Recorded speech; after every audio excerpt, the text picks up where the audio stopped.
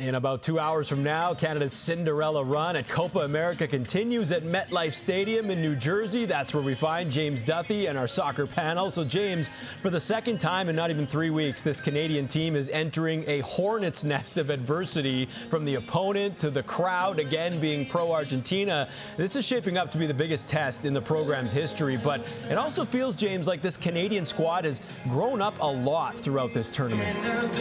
Absolutely, Glenn, and you're right about the hornet's nest. In fact, the great play-by-play guy from South America who did Andres Cantor, who did the opening for our first game, said Canada was going into the mouth of the wolf when they played Argentina. And that was the opening game. That wasn't a semi-final with everything on the line. Let's bring in our panel. Kevin Kilban, and we're pleased to have a couple of Canadian captains with us, Atiba, Hutchinson, and our old friend Julian de Guzman is back, currently the sporting director for New York Red Bulls, back on the panel. I know you've been watching this tournament. We're thrilled to have you back here. In all those years when you were with Team Canada, with Atiba, did you ever think this was possible? Canada playing Argentina on this stage in this tournament?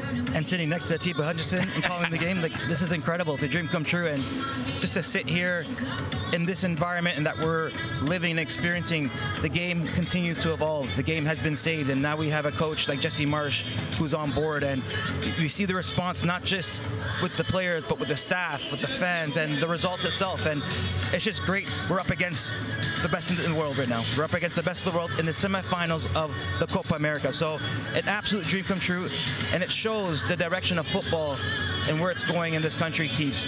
And I think for me, you know, as a former player, yourself as well, we could sit here and be happy and proud of what direction this is going in. 100%. I learned a lot from Julian as a player, and yeah, the stuff that we had done to help the program, you know, continue to develop and get better and better. But what I love most is that there's so much depth in the team now. We've got players playing with big clubs, been playing on stages like this for the club, but we haven't seen it for the national team. So in a semifinal now, in a major tournament against Argentina and Messi, this is a perfect stage for these guys to go out there and display, you know, what they're worth. Yeah, I don't think you can underestimate how big this game actually is. This is the biggest game probably in the men's program ever, isn't it? I think we all understand the magnitude of the game right now, and we all understand coming to this game tonight, we all feel there's a chance, which, again, you asked the question at the start, James.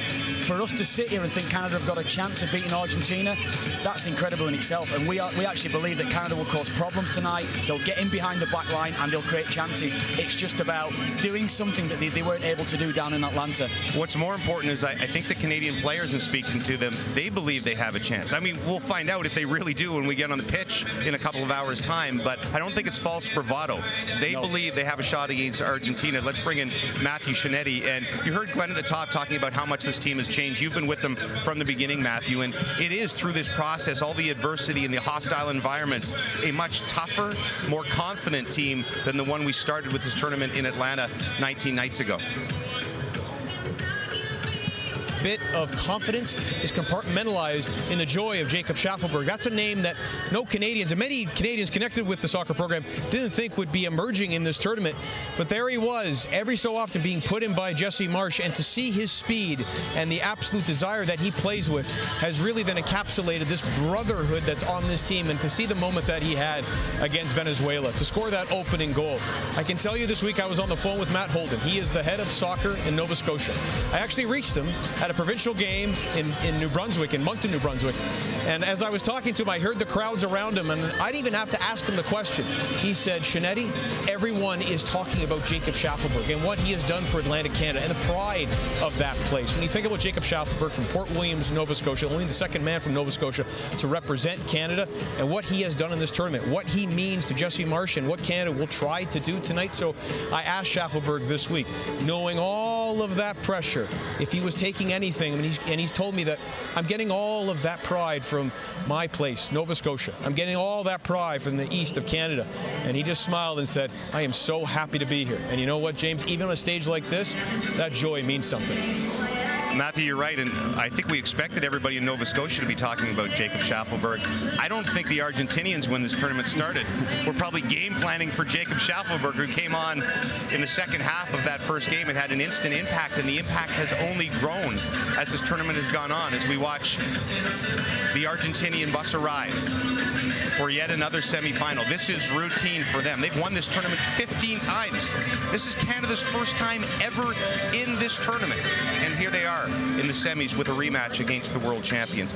A guy like Shaffelburg, who's had such an impact, can he have an impact against an opponent of this quality? For sure. He's a player that just plays with a lot of confidence, a lot of energy. He brings so much energy to the team. What he can do, getting in behind the opposing team, creating chances for the team, creating chances for himself. He continues to keep working and getting in good positions on the pitch, and I think he gives so much to the team, especially in attack. What he can do for us, it's unbelievable. It's great to see him. He's the breakout star, isn't he, from the tournament, without a doubt. And he's playing with no fear. Jesse Marsh has given him the confidence and given him the license to go on the field and just express himself, be himself. He recognizes his qualities. He's a runner. He continues to run, and he will do that for the 90 minutes, or as long as he's on the field, he will run himself into the ground. And you know, Jules, you're now in a technical position within the game.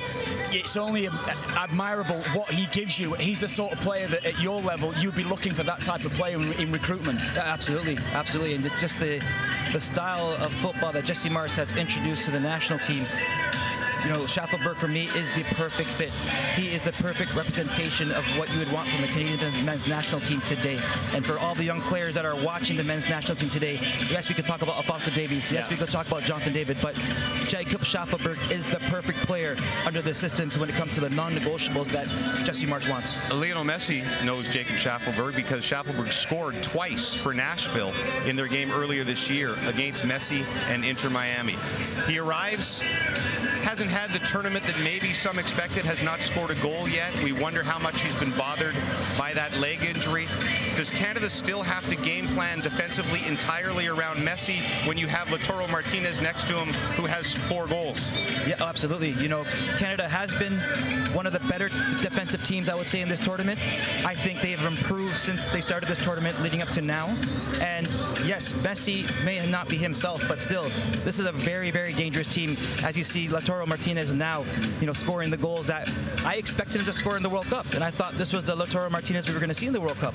But now we're seeing this dangerous version of him, and I think he could be an absolute threat. But given Canada and where we're at with Bombito, Cornelius, they've been a massive solution for our backline, Kev. And that's one thing we've always talked about, you know, in the last World Cup, where Canada, where are we going to improve in the backline? And I think those two guys have been a great asset. I think you're spot on, Julian. And what happened in that first game, and Jesse Marsh has spoken to us a little bit about it as well, they caused us problems getting in behind. We've corrected that. We understand our mistakes that we made in that first game. We won't be as naive again in this game. And I believe that to be the case, Atiba. I think that with Moise Bombito and his emergence, I think he's getting better game on game. He's made mistakes. We saw it in the last game. He makes mistakes, or he has made mistakes, should I say. But I don't think it's affecting him. I think he's almost growing from the game time he's having on the field alongside Derek Cornelius. I would say it's improving him as a player. You need to make mistakes like that. You're going to learn, especially when you're young. It needs to happen to you a few times, and then you say, okay, now I know what to expect in games like this against players of this level with Messi and Martinez making runs in behind you. So I think that's going to help him. It's going to be a team performance, though. The team's got to be very, very well organized collectively, and lots of talking, lots of communicating, and yeah, can't switch off throughout the whole 90 minutes of this game.